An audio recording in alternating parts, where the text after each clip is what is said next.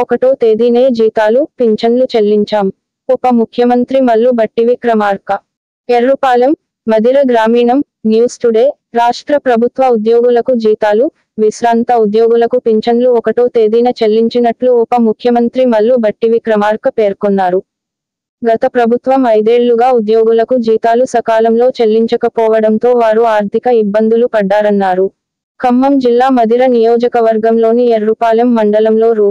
38.50 కోట్లతో, మదిర మండలంలో 3.32 కోట్లతో వివిధ అభివృద్ధి పనులకు భట్టి విక్రమార్క ఆదివారం శంకుస్థాపన చేశారు. తొలుత ఎర్రుపాలెం మండలం భీమవరంలో ఆయన విలేకరుల సమావేశంలో మాట్లాడారు. అనంతరం మదిర మండలం రొంపిమళ్లలో ఏర్పాటు చేసిన సభలో ప్రసంగించారు. రాష్ట్రంలో 3,69,200 మంది రెగ్యులర్ ఉద్యోగులకు, 2,88,000 మంది పింఛనుదారులకు మార్చి 1న జీతాలు చెల్లించినట్లు వివరించారు.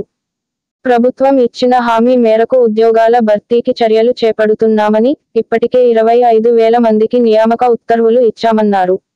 డిఎస్సి, ఇతర ఉద్యోగాల భర్తీకి ప్రత్యేక ప్రణాళికలు రూపొందిస్తున్నట్లు తెలిపారు. రాష్ట్ర వ్యాప్తంగా నిరుద్యోగులు హైదరాబాద్ వచ్చి ఆర్థిక ఇబ్బందులతో వ్యయప్రయాసల కోర్చి కోచింగ్ తీసుకుంటున్నారని, వారి ఇబ్బందులను గమనించి అతి త్వరలో 119 నియోజకవర్గాల్లో అంబేడ్కర్ నాలెడ్జ్ సెంటర్లు ఏర్పాటు చేయనున్నట్లు చెప్పారు.